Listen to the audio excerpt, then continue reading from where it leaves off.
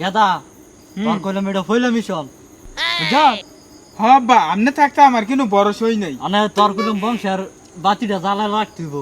হব্বা hello মানে তোরা ready করাই তেল তোর মাইরে দেই শৈলমল ফিসলা করে দেই আব্বা, মনে দেন। রাখবি কেমনে কি করি আচ্ছা দেন। যা